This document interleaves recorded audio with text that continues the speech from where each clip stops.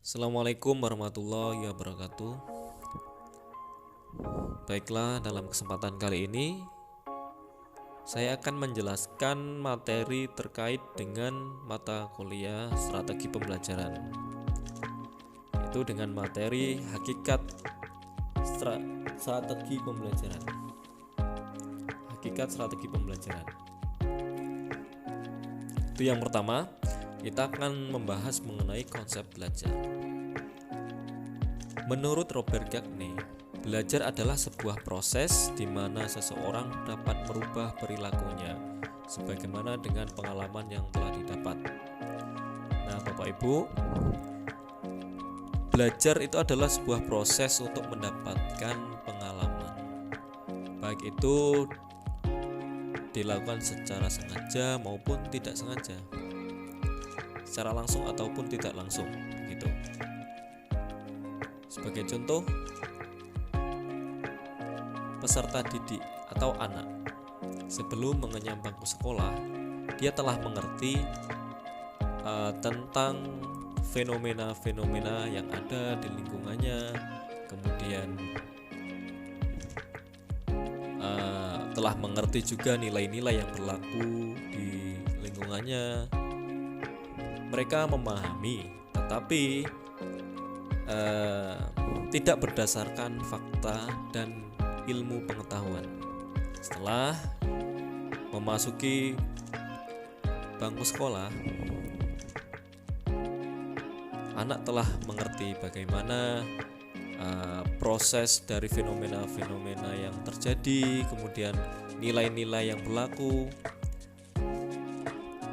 Keseluruhan telah memahami dengan proses belajar berdasarkan fakta. Nah, demikian Bapak Ibu untuk konsep belajar. Kemudian kita beralih pada proses belajar. Nah, apa yang dimaksud dengan proses belajar? Proses belajar adalah layaknya pembelajaran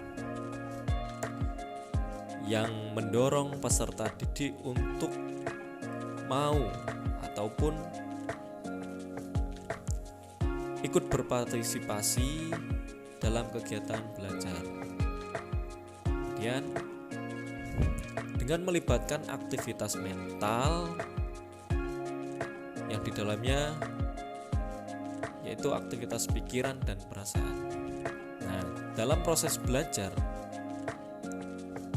seperti kita lihat pada gambar yang ada di layar, ketika anak mengamati guru yang sedang menjelaskan tentang materi di depan, mereka mengalami aktivitas mental, yaitu pikirannya mencerna dan memahami. Kemudian perasaan ketika melaksanakan atau mengikuti proses belajar, yaitu mereka antusias atau tidak. Nah, begitu. Dengan mengamati pun itu termasuk dalam proses belajar. Tetapi untuk pembelajaran di SD, apabila diajarkan dengan cara yang abstrak, dengan cara mengamati, kemudian guru menjelaskan, itu terlalu abstrak dan tidak bisa dipahami, sulit dipahami oleh peserta didik. Maka dari itu membutuhkan sebuah keterampilan untuk memvisualisasikan objek belajar. Nah, contohnya dengan menggunakan media pembelajaran atau menggunakan alat peraga yang dapat dirancang dan didesain sesuai dengan kemampuan dan kebutuhan oleh peserta didik. Nah, kemudian pada indikator-indikator di sini yaitu menjelaskan mengenai gambaran kegiatan-kegiatan belajar. Coba Bapak dan Ibu sekalian amati. Ada 4 indikator. Indikator pertama yaitu peserta didik menyimak materi, kemudian guru menerangkan. Indikator 2, peserta didik melakukan kegiatan tanya jawab pada saat pembelajaran berlangsung. Dan yang ketiga, peserta didik melakukan kegiatan eksperimen dalam kegiatan pembelajaran. Dan indikator 4, peserta didik melakukan kegiatan praktikum dan membuat sebuah laporan. Dari keempat indikator atau aktivitas belajar yang ada pada layar, manakah pembelajaran yang paling bermakna dan akan membuat siswa lebih berantusias mengikuti pembelajaran? Coba Bapak Ibu renungkan dan pahami dari keempat studi kasus tersebut, atau bisa kita bahas dalam diskusi. Selanjutnya, dalam konsep belajar yaitu terdapat pula adanya perubahan perilaku. Untuk perubahan perilaku itu adalah wujud atau manifestasi dari output atau manifestasi dari proses belajar yang menghasilkan output. Nah, untuk outputnya itu apa saja Bapak Ibu? Outputnya ada 3 pada setiap pembelajaran yang dilakukan, yaitu pada ranah kognitif atau wawasan, kemudian ranah psikomotorik keterampilan, dan ranah afektif atau sikap. Nah, ketiga ini adalah hasil dari pembelajaran yang telah dilaksanakan atau yang telah dilakukan bersama dengan peserta didik.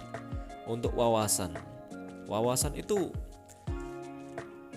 peserta didik dapat menyerap berbagai informasi atau pengetahuan dari proses belajar, baik itu dengan cara menyimak, kemudian mendengarkan, ataupun bahkan melakukan sendiri melakukan sendiri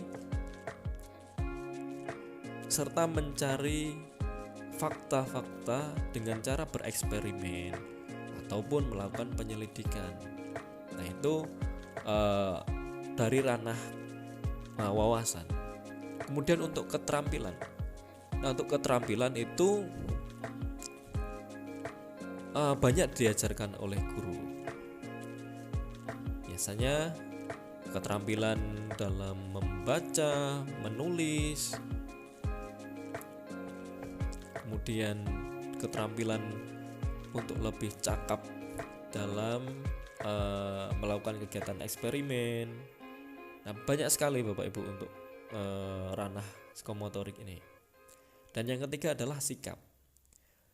Nah, secara tidak langsung untuk sikap pada setiap kurikulum yang ada dalam bahan ajar itu telah disisipkan beberapa nilai-nilai karakter yang secara tidak langsung mengajarkan untuk memiliki untuk dapat menerapkan nilai-nilai karakter yang ada dalam buku ajar atau sumber belajar, sehingga dapat merubah sikap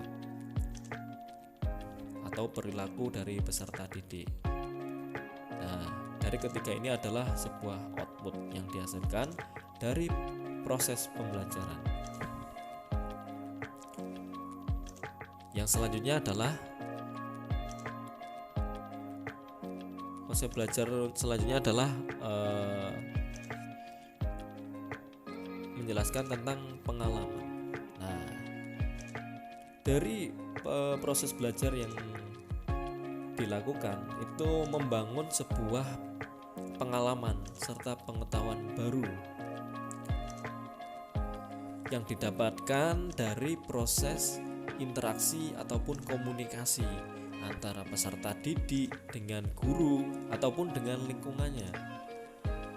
Mohon maaf, untuk lingkungan belajar itu berkaitan dengan guru, kemudian sumber belajar, teman maupun objek belajar secara langsung. Nah, untuk Guru adalah sebuah pendamping, motivator, ataupun fasilitator untuk melengkapi atau memenuhi kebutuhan dari peserta didik. Kemudian untuk sumber belajar itu berkaitan dengan modul sumber belajar ataupun suplemen bahan ajar. Kemudian teman, melakukan kegiatan diskusi dengan teman sejawat itu juga merupakan proses untuk mendapatkan pengalaman ataupun bertukar pikiran, berdiskusi. Dan objek belajar, untuk objek belajarnya sendiri itu ada banyak sekali, secara kontekstual dan realistis, seperti lingkungan sekolah ataupun objek selayaknya museum ataupun monumen. Nah, untuk objek belajar ini bisa berkaitan dengan kegiatan karya wisata. Nah, jadi dalam proses tersebut terdapat interaksi sehingga siswa atau peserta didik dapat memperoleh informasi sebanyak mungkin dan membangun sebuah pemahaman ataupun pengetahuan baru. Nah, jadi di sini dijelaskan bahwa lingkungan belajar yang baik adalah yang dapat mempengaruhi peserta didik dalam hal motivasi dan antusiasme dalam mengikuti proses belajar. Nah,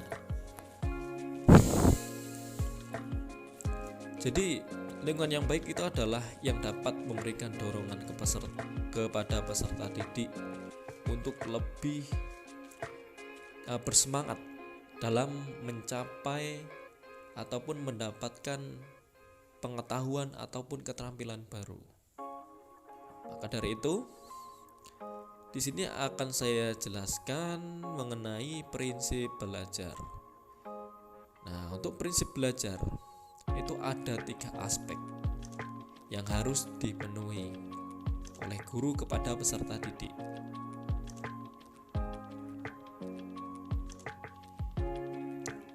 Yang pertama adalah motivasi. Ya, motivasi itu sangat dibutuhkan sekali. Ya, faktor internal dari peserta didik. Apabila motivasi peserta didik rendah, tentunya akan mempengaruhi kepada hasil belajar, kemudian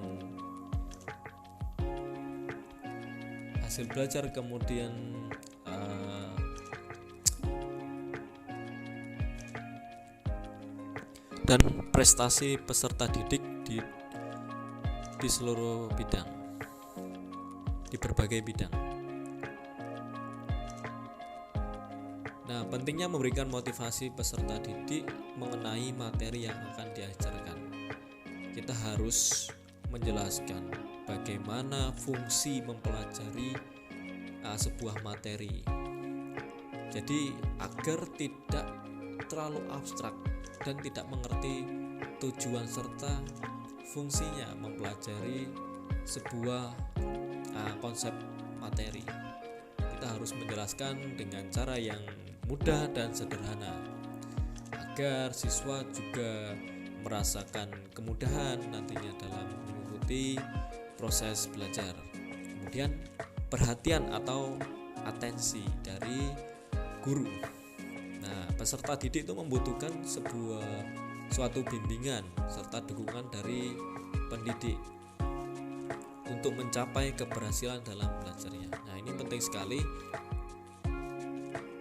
Sebagai guru, kita tidak hanya memposisikan diri atau tidak ada tingkat hierarkis atau jarak.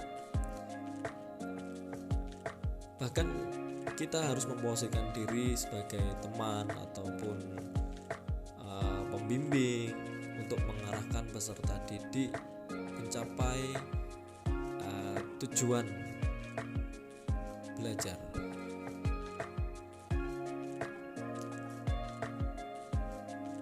Kemudian untuk yang terakhir adalah berkaitan dengan aktivitas. Interaksi belajar diperlukan agar pembelajaran dapat berlangsung dengan baik dan memberikan pengalaman yang bermakna dalam proses belajar. Nah, aktivitas itu untuk belajar dapat kita sajikan atau kita rancang sedemikian rupa dengan tujuan agar peserta didik dapat terus aktif belajar, mengaktifkan saraf motorik, psikomotorik, serta menghindarkan kebosanan dalam belajar. Demikian untuk materi mengenai hakikat strategi pembelajaran Bapak Ibu sekalian. Terima kasih untuk waktunya. Assalamualaikum warahmatullahi wabarakatuh.